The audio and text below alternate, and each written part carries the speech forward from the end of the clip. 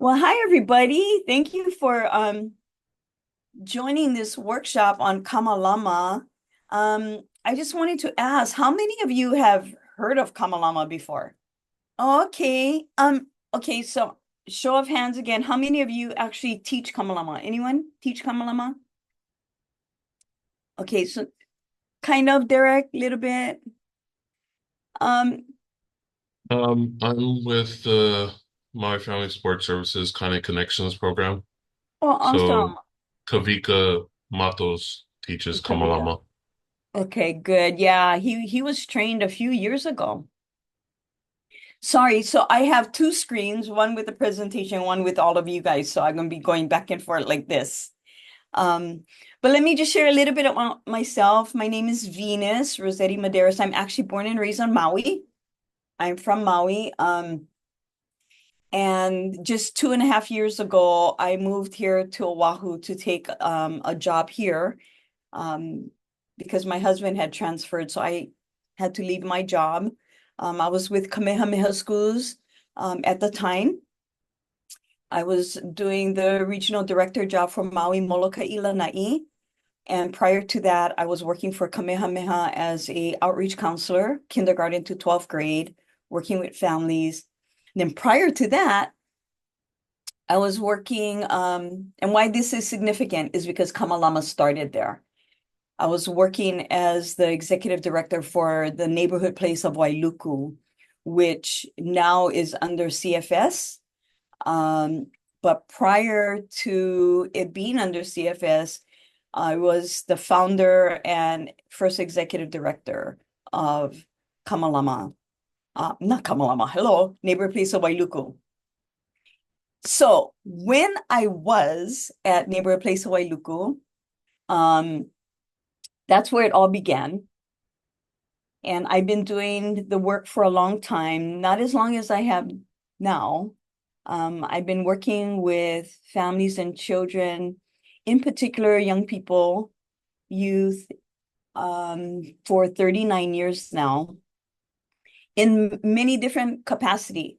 And when I was working with Kamehameha, I actually learned how to write curriculum, develop curriculum, and all of that because when I was with Kamehameha years ago, because I left them and then I went back. Um, we noticed that there was a lot of programs out there that wasn't influenced with the Native Hawaiian culture and values. And so we started to create our own curriculum. And it was during that time that um, I just had a value of like creating what we know we need to work with the families and the youth that we're serving. And so this was a long time ago. So when I started Neighborhood Place of Wailuku, that was in 2004, 20 years ago.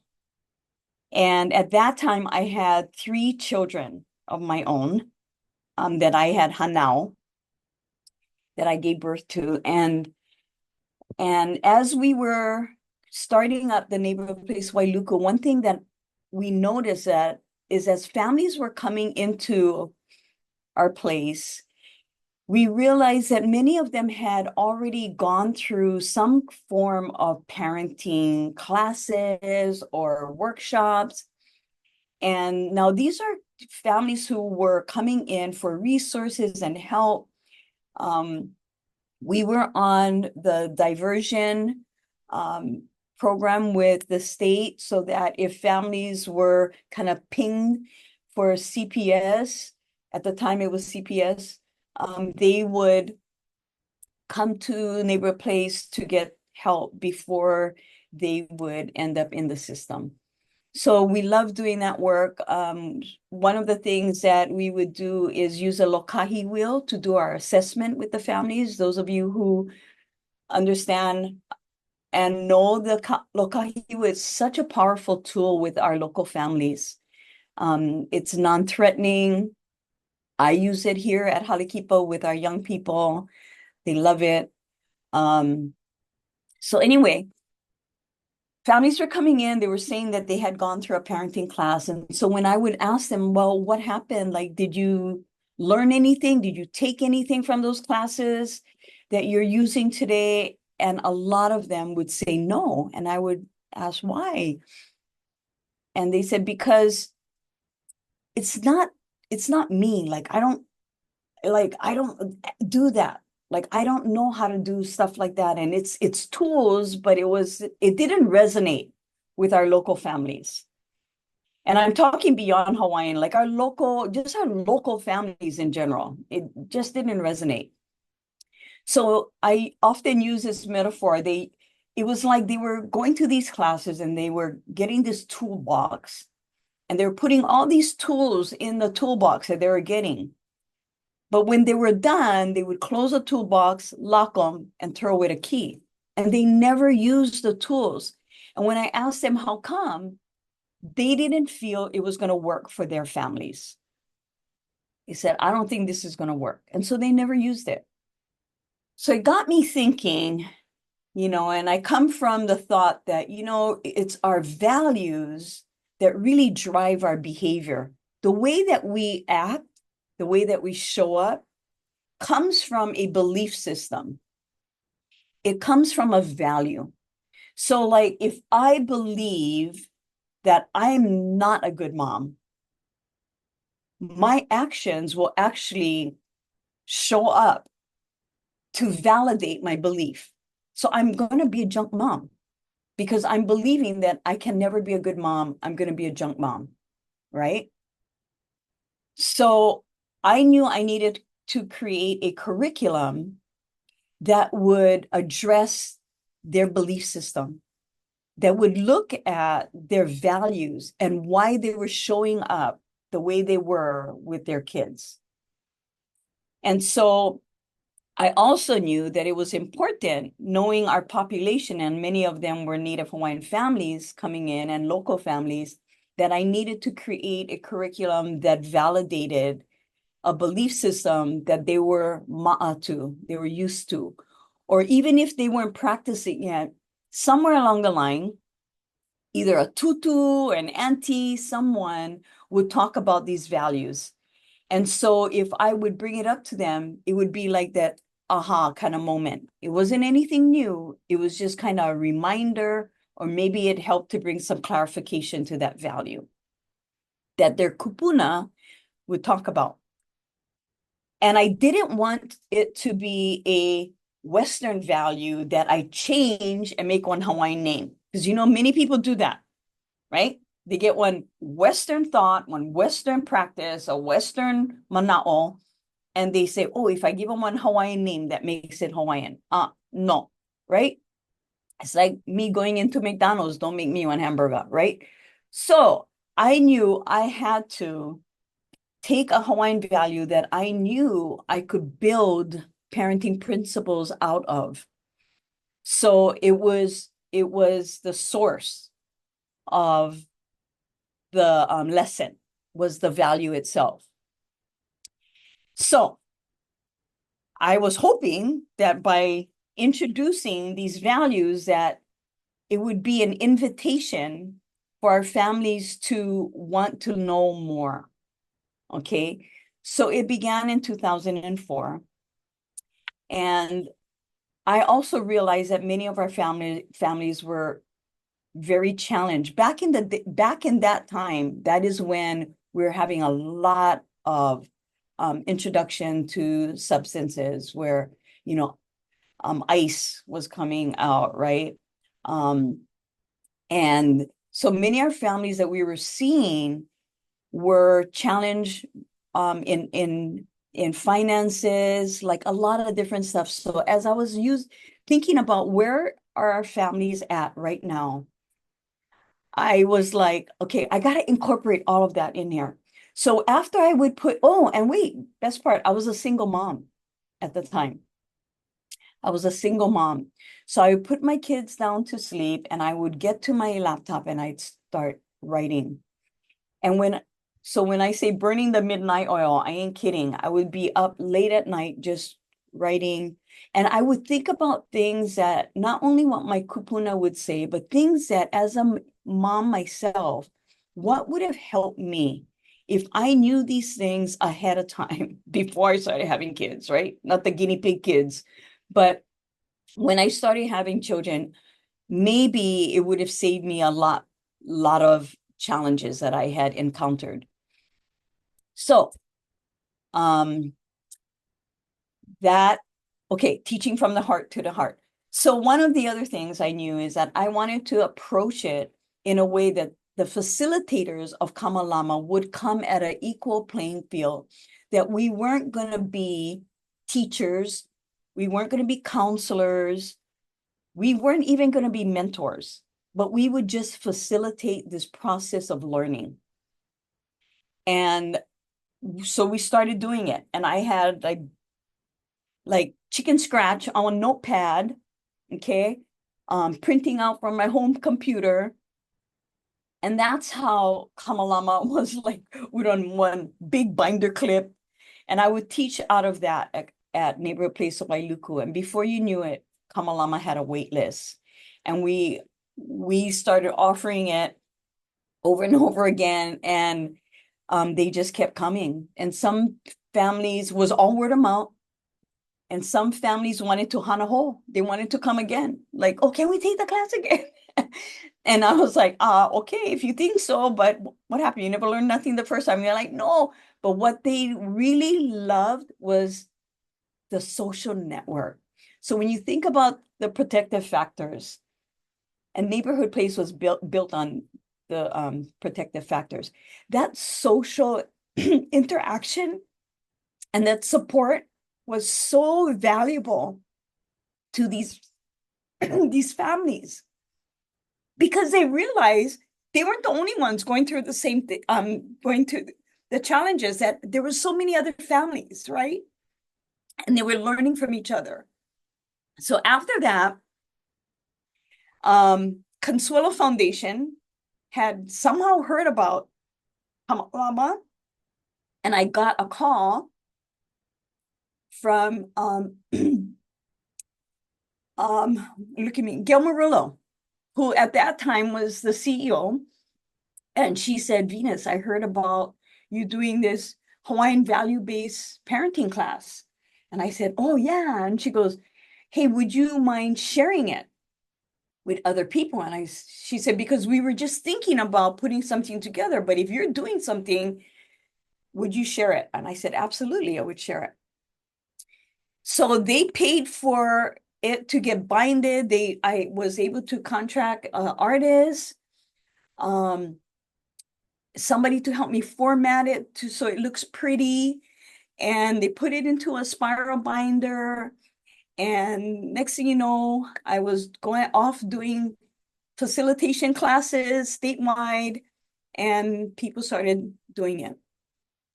So here we are, fast forward 20 years, and people are still using it. It has since become a parenting class that the courts will validate as a deemed parenting program that families need to go through as part of their program, their service plan. And people are still teaching it. Just a few months ago, I was able to go to the island of Kauai and train a whole other, I think it was 30 other new facilitators for CFS.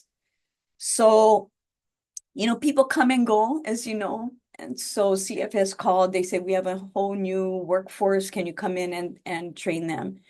So I will take off of work, and I'll go and do some trainings when needed. But I am the only one right now that really trains people on how to do this. But I only train facilitators. I don't facilitate the class anymore. So Kamalama in a supporting learning environment, what we try to do, and the pictures you see below, HALE KIPA has opened our own, just last year, our Ohana Resilience Center called HALE Ku'ola. And since opening in October, they've already done 4 series of parenting classes. Brandy Akimo, she's been facilitating the classes along with her coworker, Kim Rivera. And so they've graduated quite a few parents already from EVA.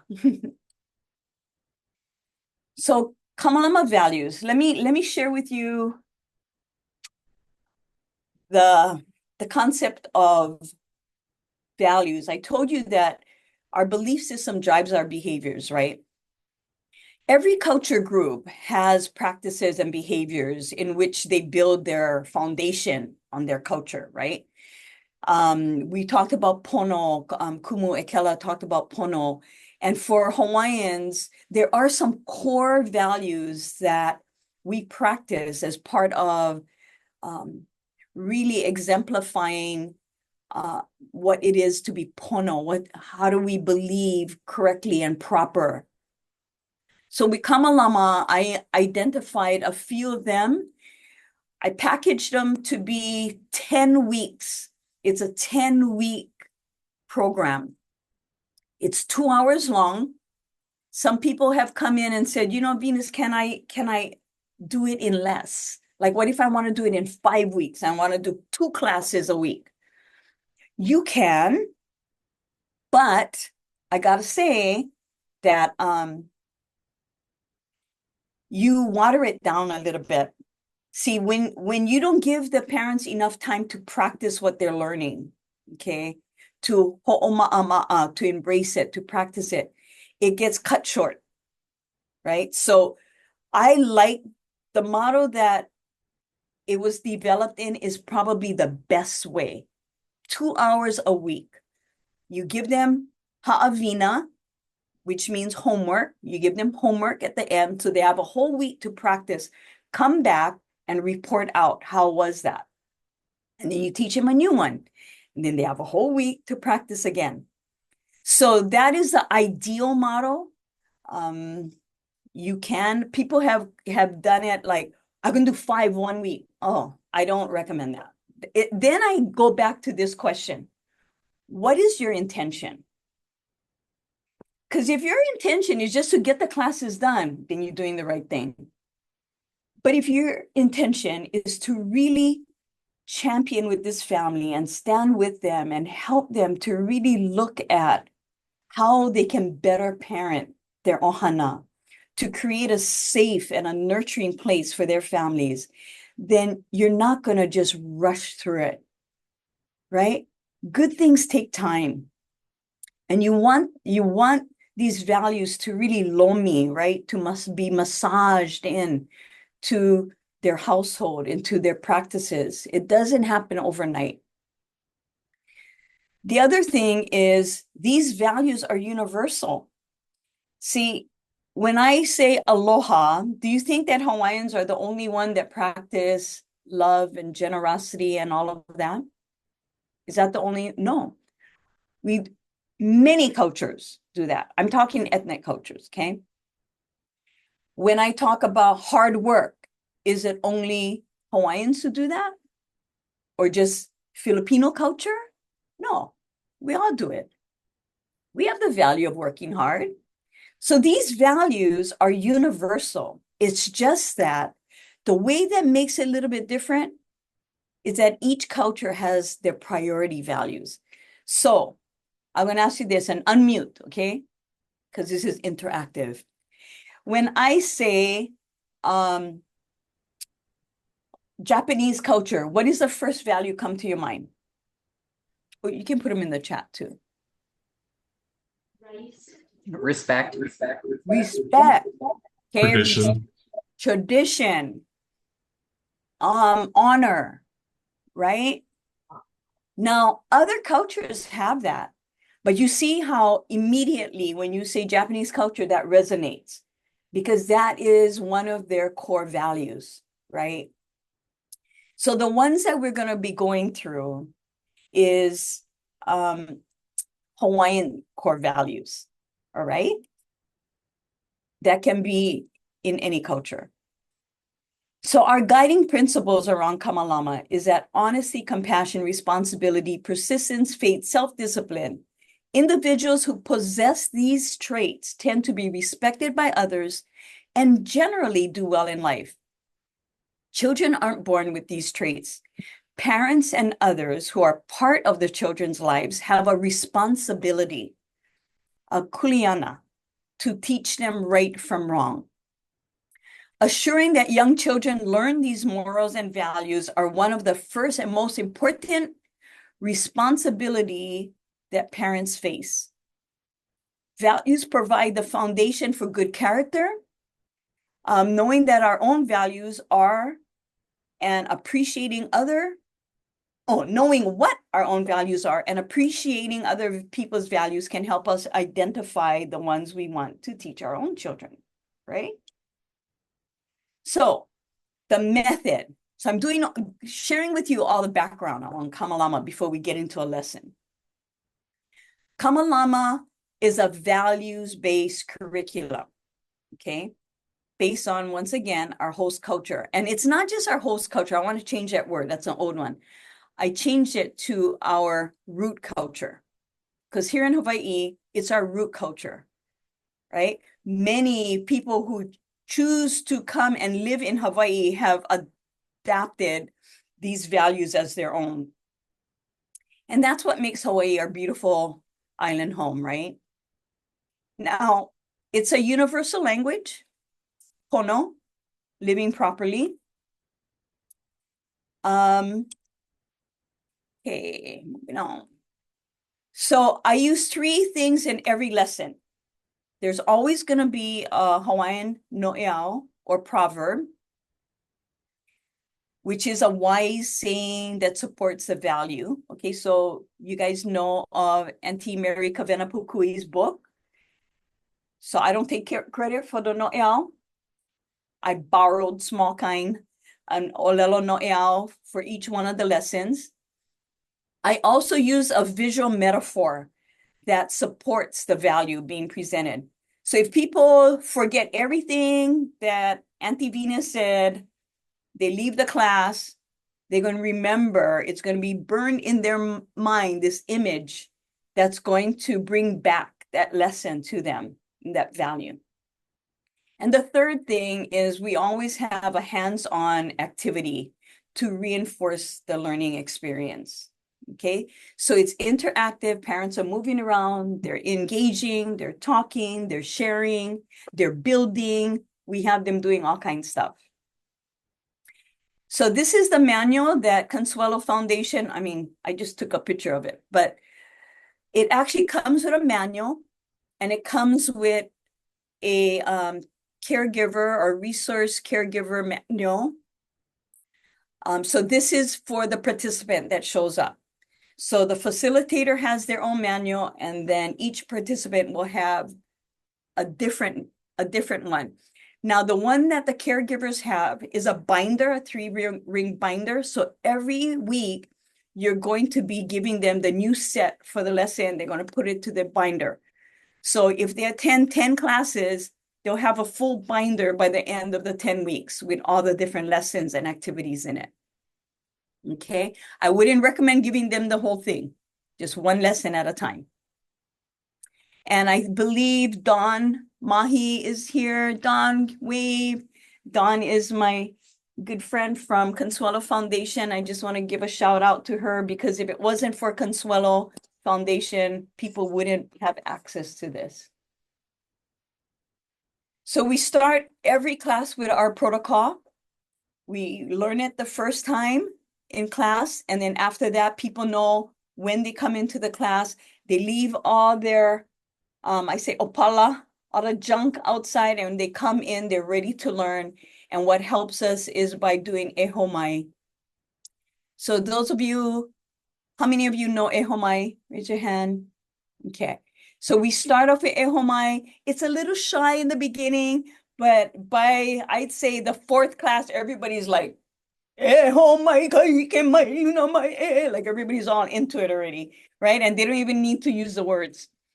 So we start off, and basically this is getting us grounded It's saying, grant us the knowledge from above, the wise hidden things in the chance. So things that whatever, I always say, whatever comes out of my mouth was made for somebody. Yeah, so it takes a lot of preparation for the facilitator as well to be ready to share. And everybody goes away maybe with a different lesson, but it was meant for them because of this protocol that we do. So, you guys ready to kind of like look at a lesson?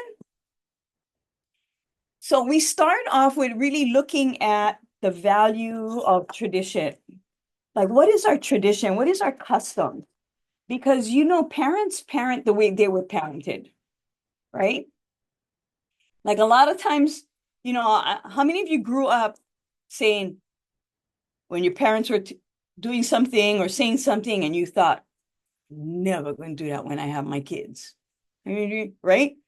I never going to say that, you know, like I'm going to be a better parent. And then you find yourself after you have kids saying the same thing. You hear your mom's voice or you hear your dad's voice and going, oh my gosh, right? Because, you know, we parent the way we learn. If we learn certain things, right, that's what we know. So we're only going to act on what we know. We cannot teach something we don't know. And so it's for us as parents to learn something different. So if your customs and your traditions didn't work for you, then why would they work for your kids, right? We get to, this is the wonderful thing about being a parent. Today, I have 6 children. My children range from ages 25 to 35. And I have grown every year. As my children grow, I've grown, right? It never stops because when they change, you got to change. So sometimes customs and traditions can be changed. If it's not working, then switch it up. Okay. We get to go again as parents, and I love that. There's some things that my parents did that I found myself practicing, and I was like, you know what? Why am I doing this? I don't want to do this. And it's not helping my family. And I had to I had to stop it. I had to cut it out. Don't do that anymore. Why, you know, continue doing something that doesn't work? So in lesson number 1, we introduce them to, once again, Olelo no Eao. Anybody want to unmute and read this? Oe pauka ike ika halau ho'okahi. Awesome. All Keep going. knowledge is not learned in one school. One can learn from many sources. All right. Boy, I like your deep voice. Awesome. So this Olelo no Ea really talks about setting the groundwork, right? Like, hey, we're coming in with all kinds of ideas about parenting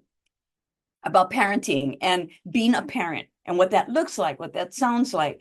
And in this Olelo no Ea, it really talks about, you know what? We can learn from many schools. We can learn from many different people. And so it really starts to set the foundation with your participants that why don't we just open up ourselves to learn and listen from others?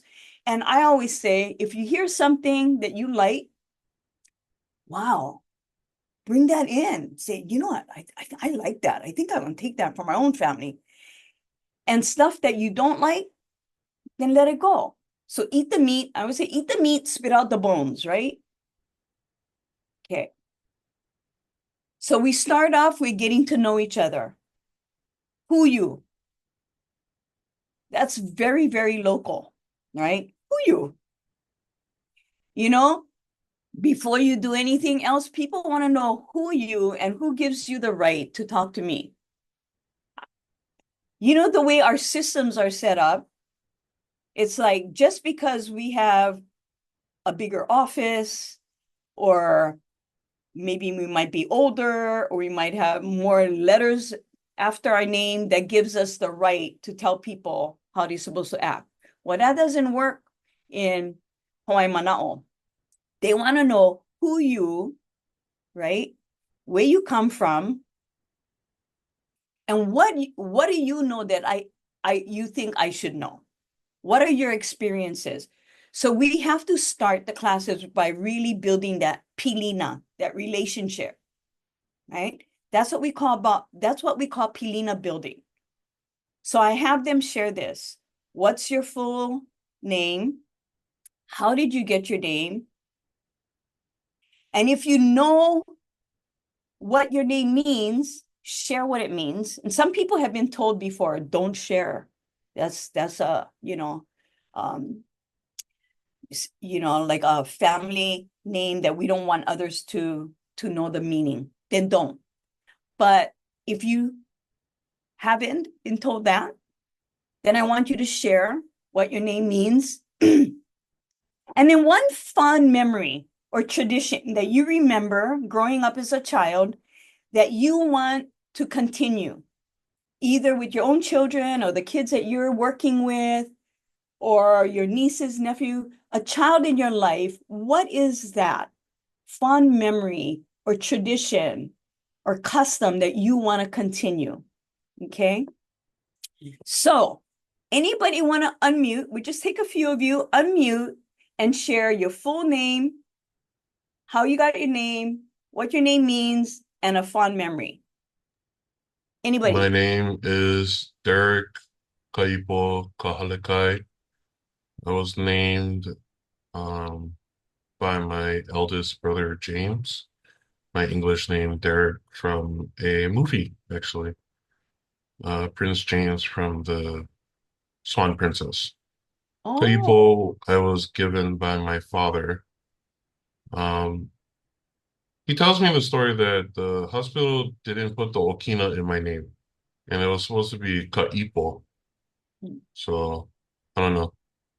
He told me that my name means sweetheart, though. And then Kahalekai, the house of the sea or the house of the ocean. Um, one fond memory I have that I want to perpetuate with my children is my father would never like let us go to our extracurriculars without support, without either our mother or our father with us, so that we always knew somebody was there to support us. That's something I would like to perpetuate with my children. awesome. Mahalo, Kaipo. Two claps. So Kaipo, I just want you to know, I'm not a Olelo Noeau or Olelo Hawaii expert at all, okay? But your name is actually correct. It's Kaipo. No mo Okina, it's Kaipo. Because you get ka, ipo no mo Okina before the I in ipo, so you put them together, Kaipo. So you good. You good, brother. Anyone else want to share? I'll share. Okay. Hey, Venus, good to see you. Hi, good to see you. Sorry, I'm not on camera. Yeah, how can I see you? I can't see you. So, okay, my full name is Kristen Michelle Mills. I got my name from my mother, but I thought it was funny because my aunt wanted, this is like sibling rivalry, right? So my aunt wanted to name her daughter Kristen, but my mom got pregnant first. And she stole the name from my aunt and gave it to me.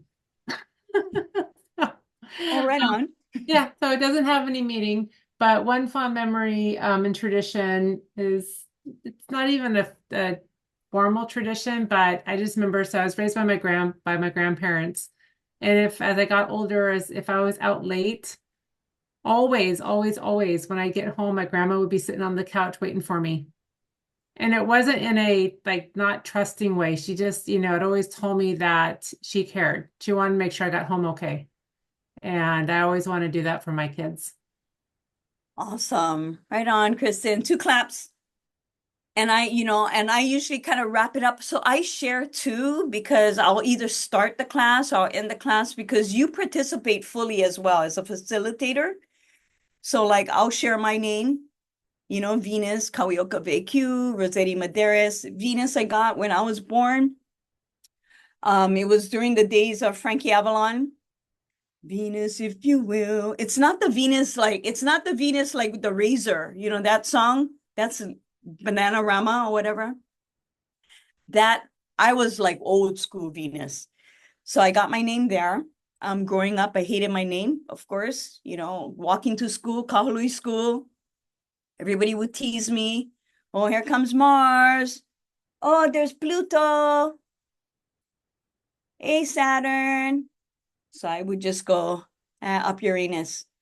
And then Kauʻiokawēkiu, I got from actually, I was one of those few Hawaiian girls who didn't have a Hawaiian name because my parents didn't want me to get EBGBs. So I got my name later in life, which is Kauʻiokawēkiu, the beauty of the Most High. Rosete, the rose, and Medeiros is from my husband. I asked him, what does Medeiros mean? He said, oh, handsome, intelligent, and strong. So I was like, what? So I go look him up. And it actually means a tree in Spain, in Portugal, Spain. And I was like, right, it's a tree. He said, oh, it must be on strong, handsome, intelligent tree. Anyway, yeah, so we start to do this. And what happens is that when everybody gets done sharing, we ask the question, what did you learn about each other, right? What did you learn? Because by their stories, number one, in KIPA and Kristen and my story that we shared, did you guys learn anything new about either one of us? Raise your hand. Right? So in a way of just sharing ourselves, people get to know, oh, she must come from that same era as me. You start to build connections, right? Oh, I have, you know, my auntie, I was named after my grandma. Oh, I was, you know, so you start to build these connections. So that's our first class of just really getting to learn about each other in a very non-threatening way. The other thing is that we bring in the name. Why is names important? Number one, that's the very first gift you give your keiki, right? When you think about it, the very first gift you give your keiki is their inoa, their name. So if someone is calling your name over and over again, there's mana'o around, it starts to give energy to that name. So like Venus, Venus, Venus, Venus. When people call me Venus all the time, right? It starts to, some characteristics of that name becomes embodied in who I am. For instance, and that's how Hawaii Mana'o, the reason why they would give people certain names. I didn't do a very good job with my own relationships, but I am the best matchmaker there is. I can put people together and they are still married. People call me up when they want to find somebody because I am batting pretty good right now with putting couples together. For me, I had to call Match.com to find my husband. Anyway, the importance of our names that we give our children is a huge part of who they become, right? So the words we say, and this is where we start to talk to parents about what do you call your kids, right? Because they start to embody that. When you call your child, hey, you stupid, hey, you dumb, good for nothing, poho. When you start using words like that to your kids, that becomes a part of who they feel they are, right?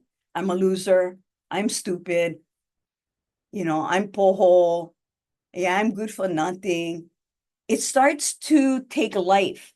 And Hawaii Mana'o, Mary Kavena Pukui says, Ika olelo ke ola, ika olelo ika make, meaning that in the language there is life, and in the language there is death.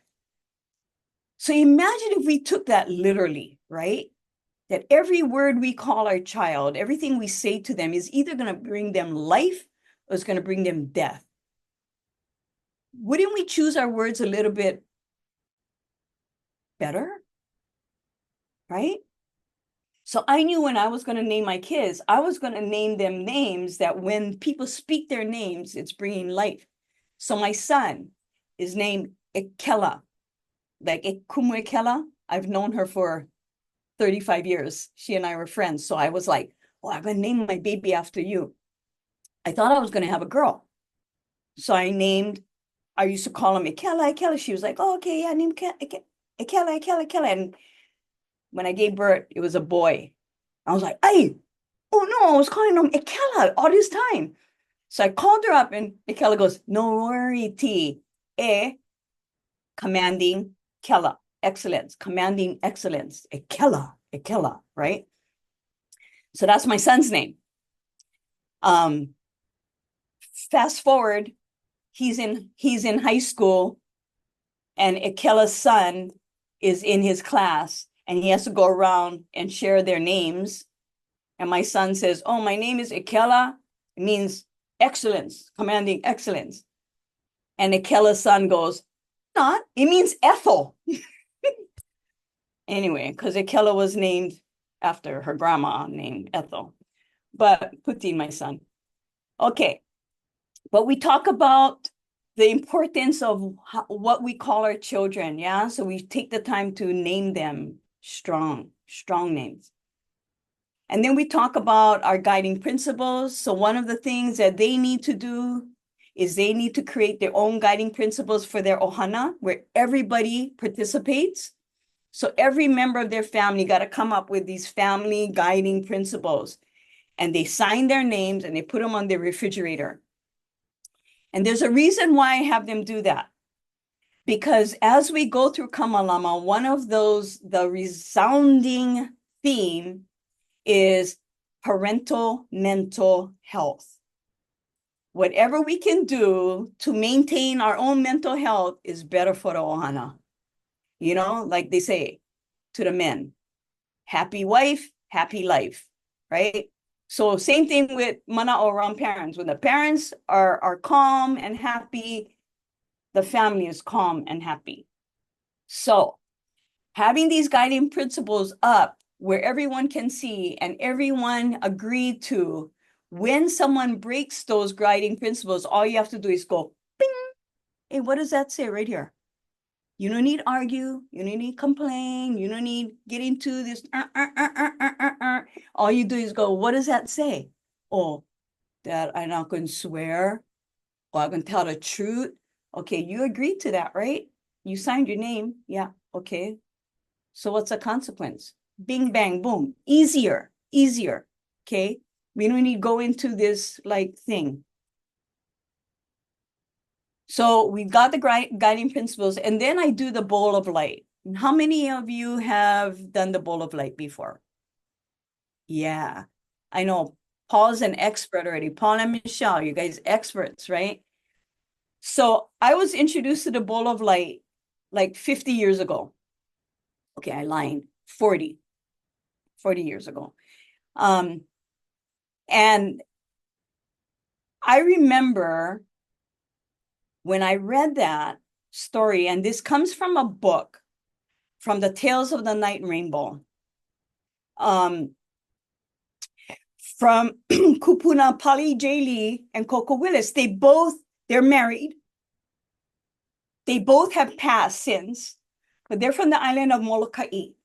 And they put together a compilation of different mo'olelo stories from their kupuna, from Molokai. And this was one of them, the bowl of light. So the story talks about every child has at birth a perfect bowl of light. So I usually have a light in here. And that bowl of light, right, he tends to, and it grows in strength, and he can do all things. He can swim with the shark, he can fly with the birds, he can know and understand all things. But if he, however, he becomes envious, jealous, angry, whatever, he drops a stone into his bowl, right? And some of the light in the bowl comes out. Light and stone cannot hold the same space. But if he continues to put stones in his bowl, eventually the light will go out and he will become a stone. The stone cannot grow, nor does it move. And if at any time they say he wants his light to return, all he has to do is turn over the bowl and the light shall return once more. But we know it's not that easy sometimes. Sometimes it takes one stone at a time, right? So I really get into that. I'm going to go quickly because we got plenty more to talk about. But we go into that about how our children don't necessarily carry this bowl around to say, Mommy, Daddy, look, my light is going out, right? They don't hold the bowl like this for you to see. Sometimes these stones are coming in because of us as parents, things we see, things we do that we don't even think is impacting our children. Sometimes it's at school or with their friends or other people who come into our child's life that might be dropping stones. So it's important for us as parents to really pay attention to our children because they won't have that bowl around their neck, but it will show up in different things, their behavior, the way they speak about themselves or others, their actions. It'll show up, it manifests different ways that their light is dim. And so we as parents, our job is to keep that light shining. That's what we want. We want their light to shine, right? So how do we do that? How do we keep their light shining? And Kamalama is really about the parent. You cannot help your child's light shine unless your light is shining. See, it's going to be really hard because how can darkness, right, manifest its own light in others when they themselves are dark? So Kamalama is an opportunity to get their light shining. Because you know, as a child that you once were, you had your own light. And it shined bright. And things happened in our life, right?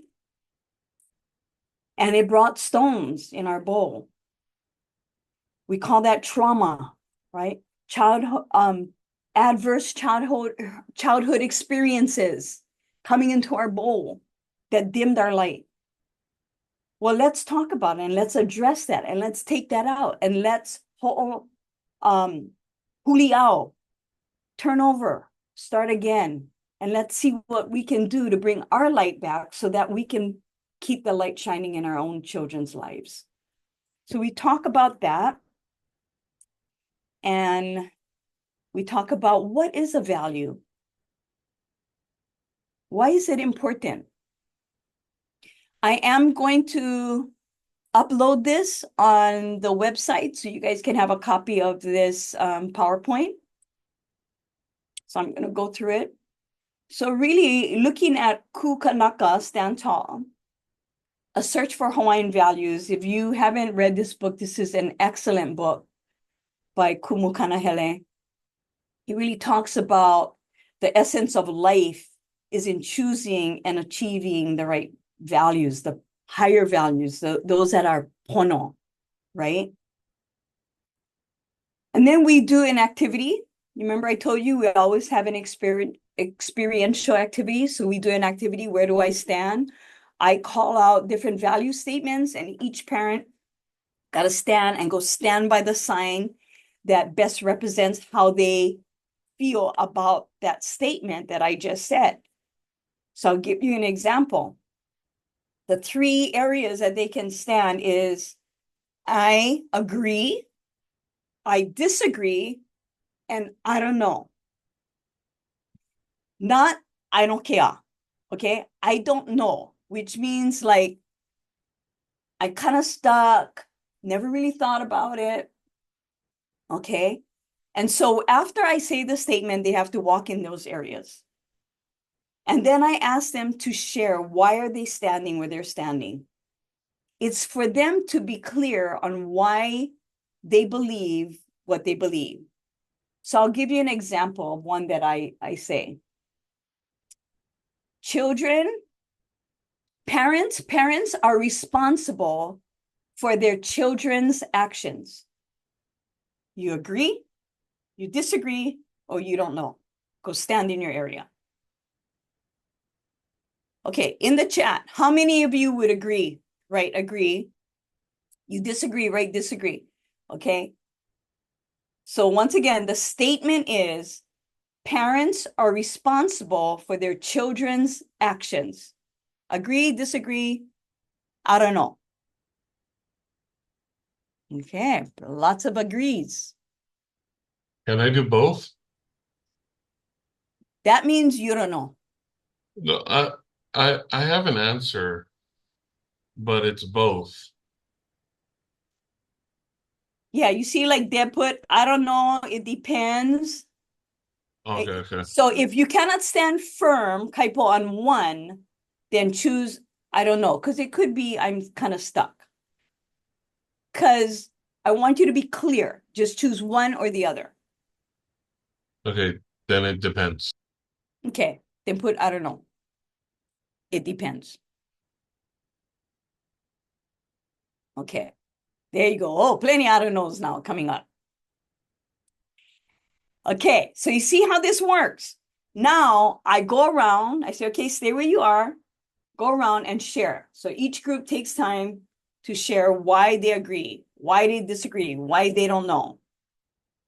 So that would be an opportunity for Kaipo to share, well, it depends, because sometimes I agree, sometimes I disagree. It depends on the situation. So people share. Now, the thing is, the rules of this activity is they cannot argue with anyone standing in a different area.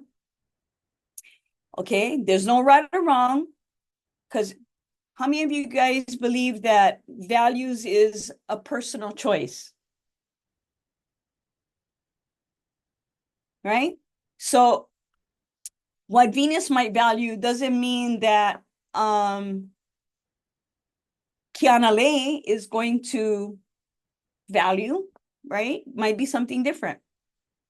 So not all of us have the same values. And why is that? We come from different upbringing, maybe different socioeconomic, maybe different culture, different religion, different, there's so many different factors, age, sex, gender, whatever, right? So many of us have different values. But the point of this exercise, and we'll read more and they move around, okay, is for people to hear other people's perspective of why they believe what they believe. Okay, once again, this is the first class. It's setting a foundation as we move forward.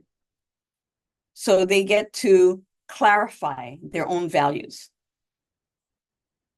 Okay, and then at the end, we talk a little bit more. I just took snippets of each class, okay?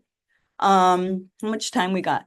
I'll give you another, just run through it real quick. Lesson number 2, we talk about ohana and lokahi.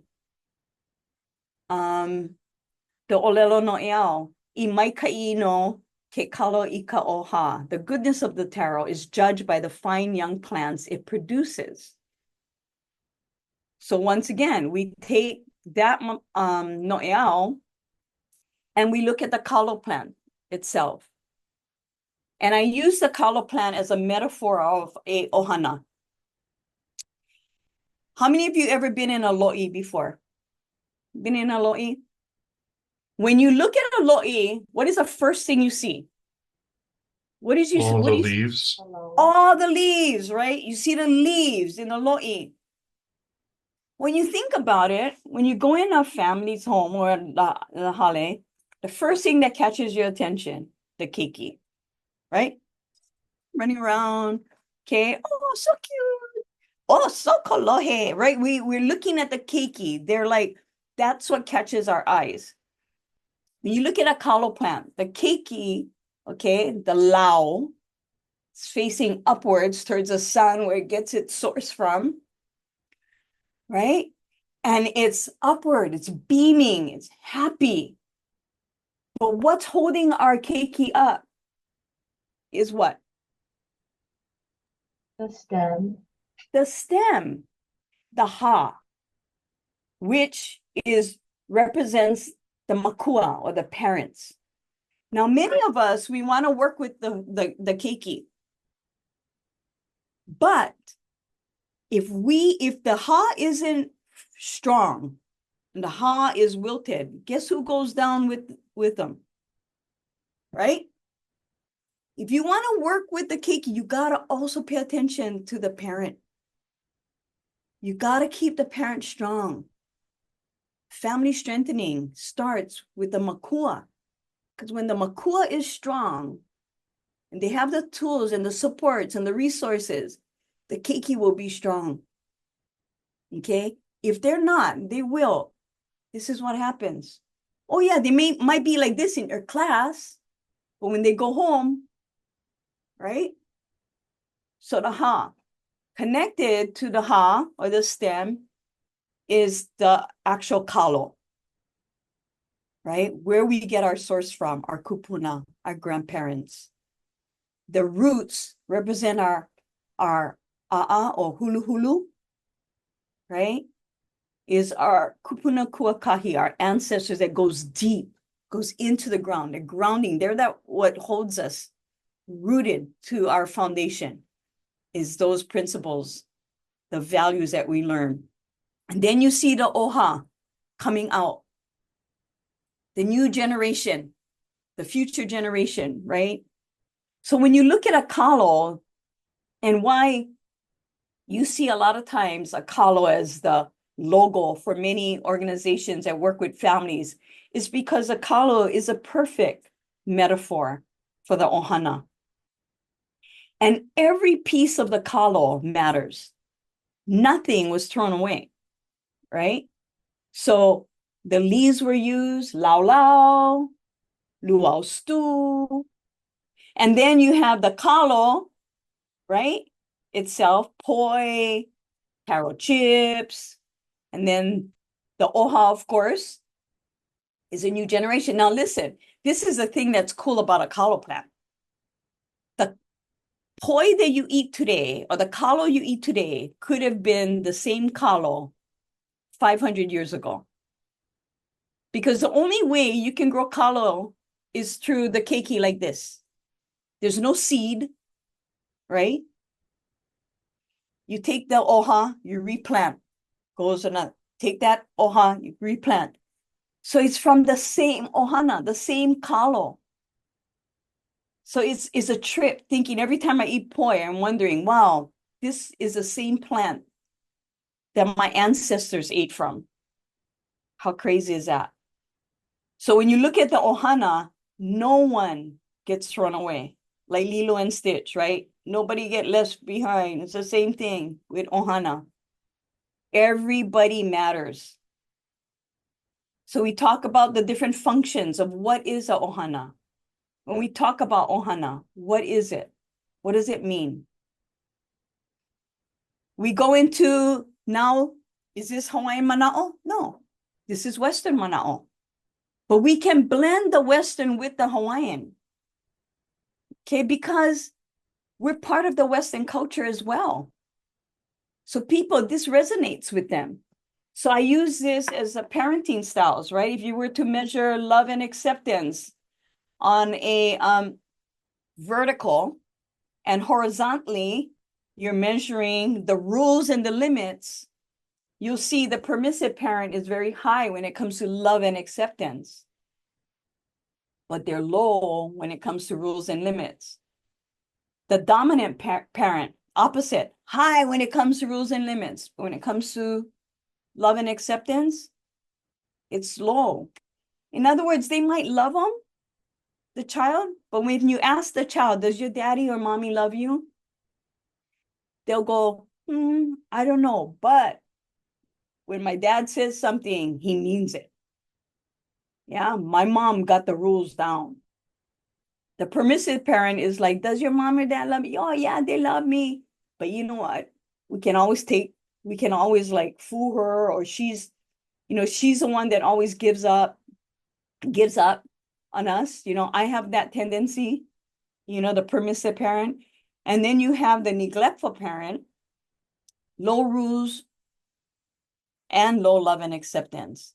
And then you have the one that we all aspire to, that rules is equally important as our love and acceptance. So if we can be a balanced parent, and how do we learn on enforcing the rules and teaching our children limits, but also allowing them to understand and know what love and acceptance is as well.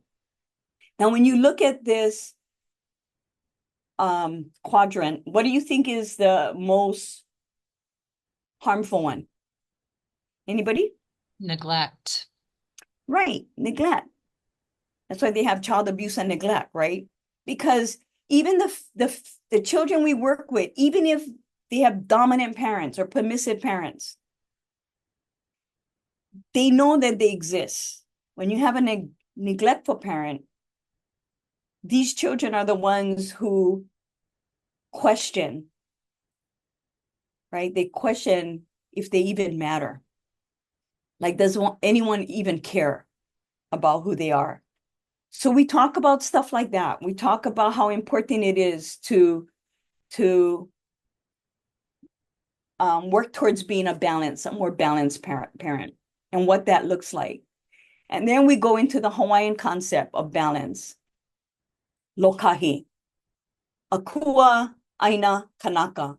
When all of these are working together, right? Caring for each other. Kanaka care for Aina. Aina cares for Kanaka. Kanaka give honor to Akua. Akua takes care of Kanaka. So when all of these are working together, there's that balance that our ancestors talk about. Talk about the Lokahi wheel and how we can utilize that in our ohana. We talk about how important every single one of these segments are. And then real quick, I have lesson 3, but we don't have to go through this. I only have 9 minutes left. I want to leave some time for questions and answers, but we go into aloha and ho'omana. And these are just the first 3 lessons. There's 10 altogether. Aloha kekahi, love one another. Talk about what is it when they talk about the aloha spirit? What does that mean? We break down the word aloha.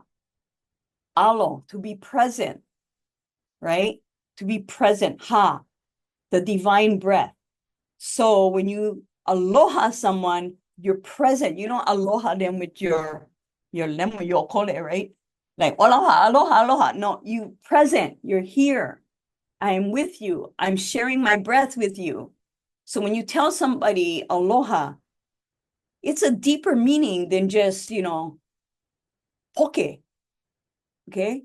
It's more than just a word. It has deep meaning. Same thing with ma, ha, alo. May you be in divine breath. So it's really cool how our ancestors blessed people when they said, like aloha, mahalo, may you be in divine breath. It's like, I'm blessing you as I thank you. Then we talk about personality types. We talk about how it's important for them to understand that their children might not have the same personality as them, and how it's their kuleana to understand the personalities of their children so that they can better relate to one another. We talk about how the mano might be a challenge to a poi dog because it's complete opposite, and how the manu and the nai'a are complete opposites, and how it's important to really,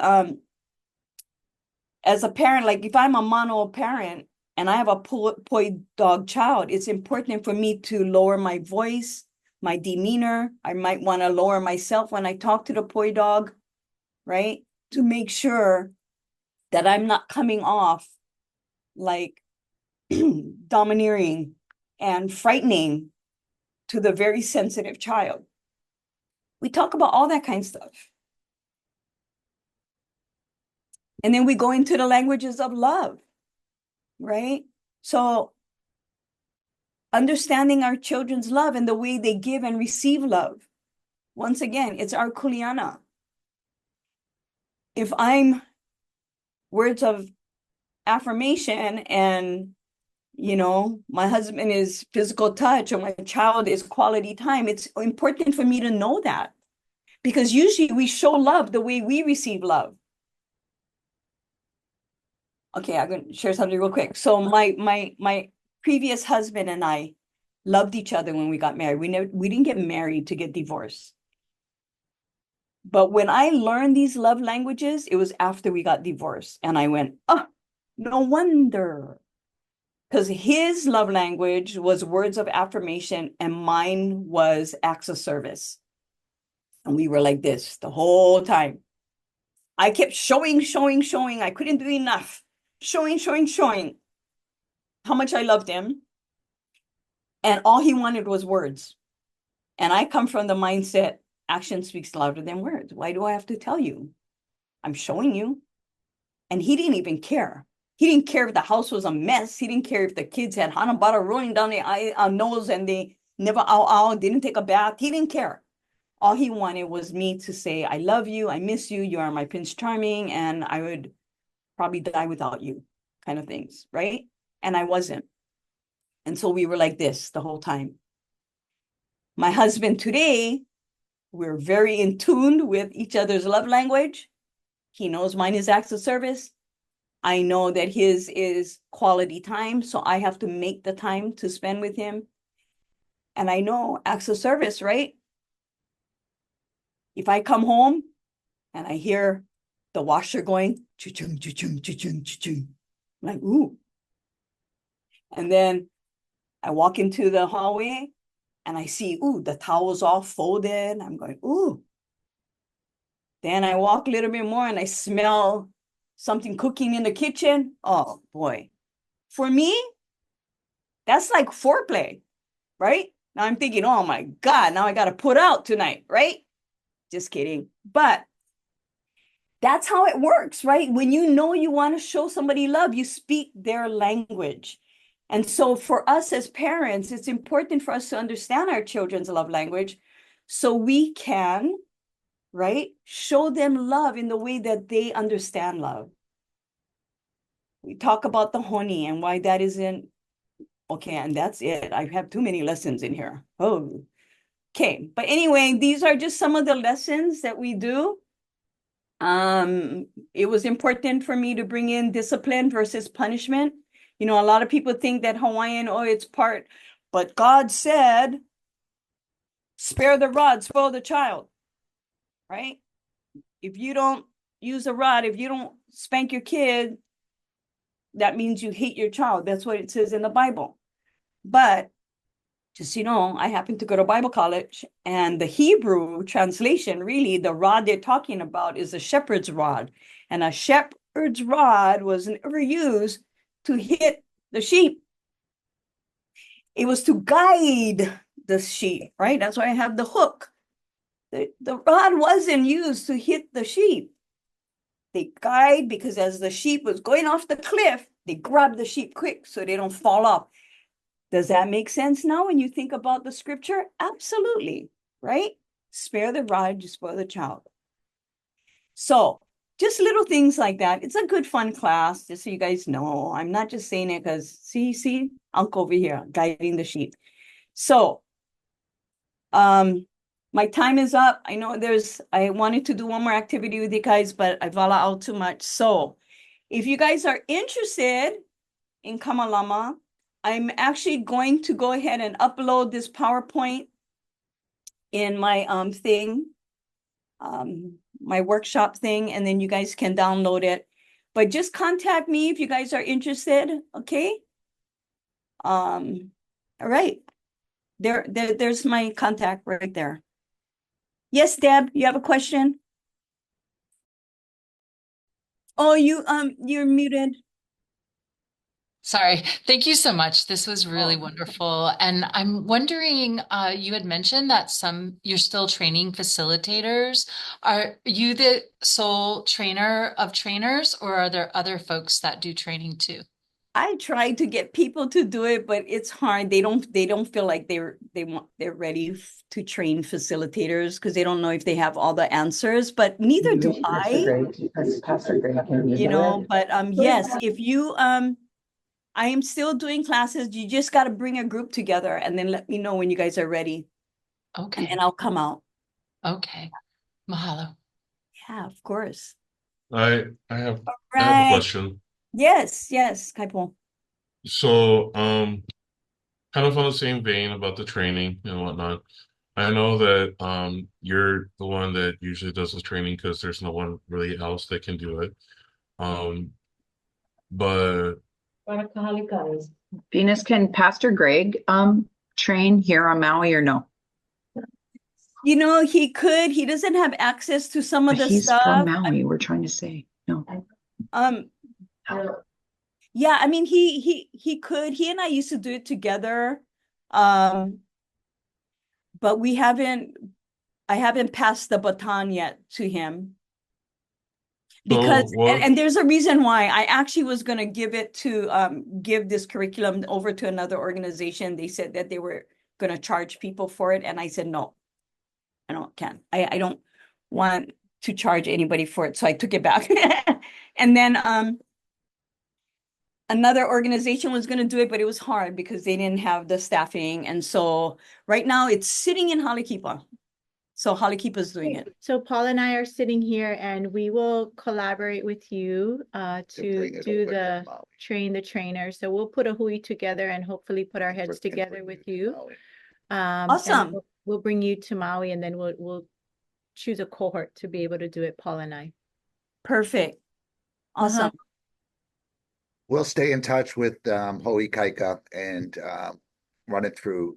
So, and all the participants will know. Yeah, so those of you on Maui, connect with Michelle and Paul.